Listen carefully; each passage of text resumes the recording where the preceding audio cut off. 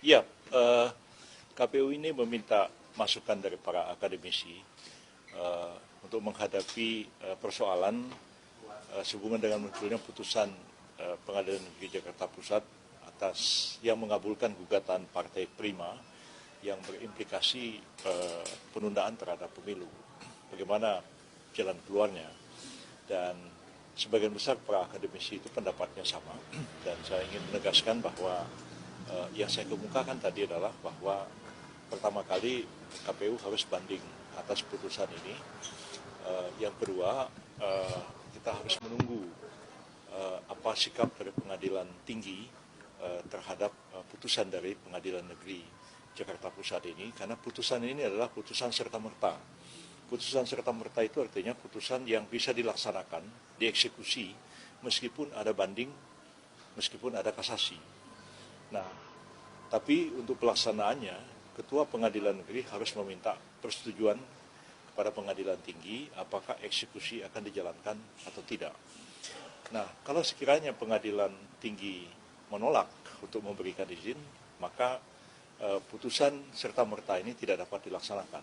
Artinya segala sesuatunya kembali normal, yaitu menunggu putusan banding dan menunggu putusan kasasi dari Mahkamah Agung. Tapi jika sekiranya Pengadilan Tinggi mengabulkan, mengizinkan eksekusi dilaksanakan, maka praktis kan keluar penetapan dari Pengadilan Negeri untuk pelaksanaan eksekusi. Nah, ketika penetapan itu dikeluarkan, maka pihak ketiga yang berkepentingan, yaitu partai-partai politik lain yang sudah diverifikasi dan dinyatakan lolos dan diberi nomor urut peserta pemilu, itu berhak untuk melakukan verzet atau perlawanan terhadap penetapan eksekusi tadi. Karena penetapan eksekusi ini menyangkut kepentingan partai-partai lain yang sebenarnya bukan pihak yang berperkara. Pihak yang berperkara itu hanyalah KPU dengan Partai Prima, dan karena ini adalah gugatan perdata biasa, maka gugatan perdata itu hanya menyangkut para pihak yang berperkara, tidak bisa menyangkut yang lain. Tapi apa yang terjadi sekiranya putusan serta-merta ini diizinkan untuk dilaksanakan oleh Pengadilan Tinggi, dilakukan verzetnya ditolak, eksekusi dijalankan, artinya pemilu harus ditunda. Dan ini luar biasa dampaknya bagi kehidupan ketatanegaraan kita.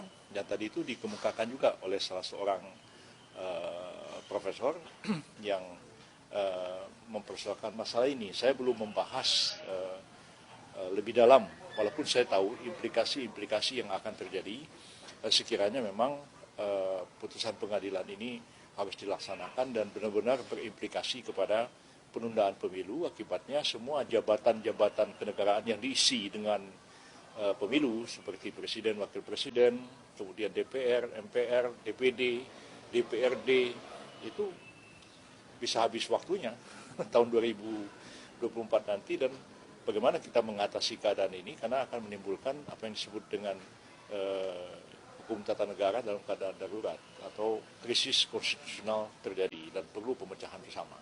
Tadi kan juga disebutkan kalau misalkan memang nanti Pengadilan Tinggi ini menyetujuinya gitu,